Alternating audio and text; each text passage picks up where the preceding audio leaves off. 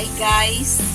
Ngayong hapon po ako ay nagluluto ng fries o french fries. Patatas po yan na sariwa kumbaga. Binalatan ko at hiniwa-hiwa. Para merong merienda si Piggy kasi kami ni tatay niya. Ito ang magiging merienda. Kapari. Yan o. Kapari sa waray ang tawag po niyan guys. At ito naman kay Piggy.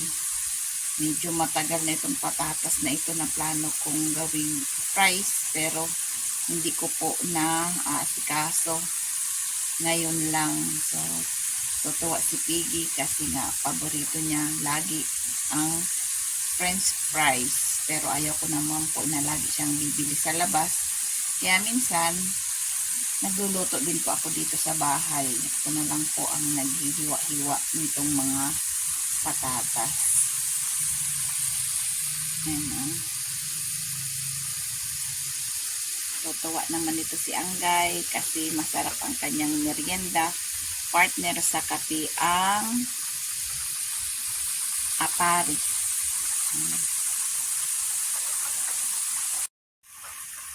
Ayan na guys, so malapit nang maluto ang french fries ni Piggy. Kunting ukay-ukay. Ito ay hanguin ko na.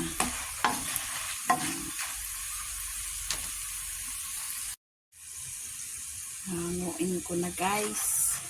Sana magawa ko ito ng maayos. Ayan.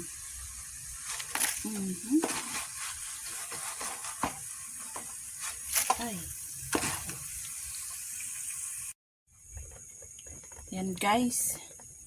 Hindi na muna ako kanina nag-camera kasi nawaka ako talsikan ng mantika. Pero ayan na oh. Wow. Sarap. Lalagyan ko na lang po ito ng iodized salt at ready to eat na si Piggy. Pupudburan ko na po ng iodized salt. Ayan.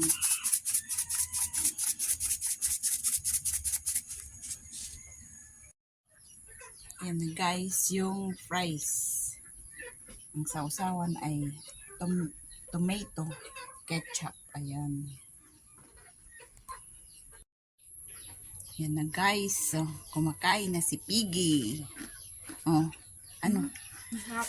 Masarap? Masarap daw guys yung fries. Ayan oh. Dito po kami sa garahe. Makain.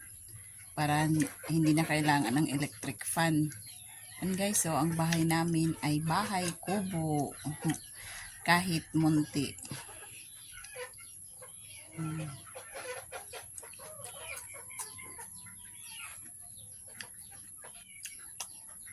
Sarap. Talagang masaya si Piggy. Yummy.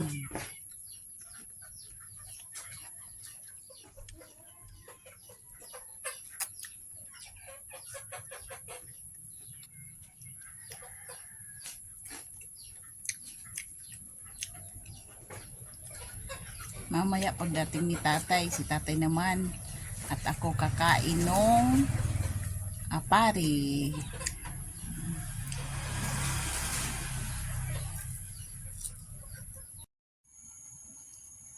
I-check na natin guys kung luto na itong apari. Ayan. Parang luto na kasi may crack na. Ibig sabihin luto na din siya. Tatanggalan ko lang ito guys ng tubig at para hindi siya malata.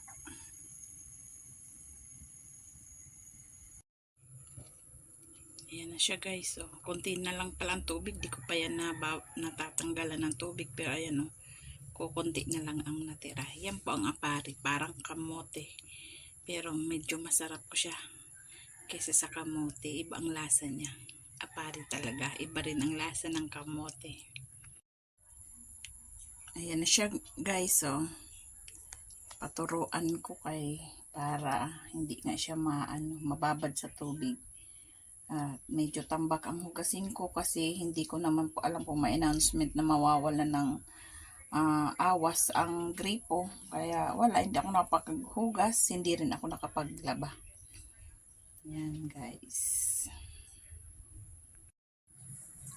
Ayan guys, so ubos ang fries ni Piggy. Ayan na guys, si Anggay dumating na.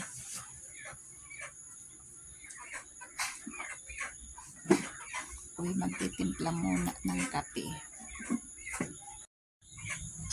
Ayan guys, yung apare, binalatan ko na at ang kape ni Anggay.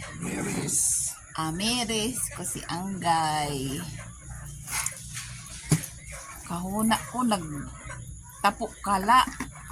So, adi man ang imo sa nga motor. Sus, kay yung isa palang motor ang ang ginamit ni Anggay pagpasok sa trabaho. Guys, so kain muna si Anggay, magmimerienda.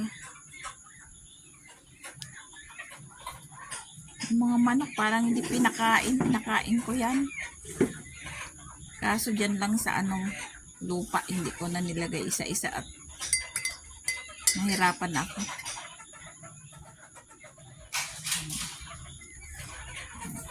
Ganito kami guys. Si Anggay medyo paggabi na nakakauwi ng bahay. Bye-bye.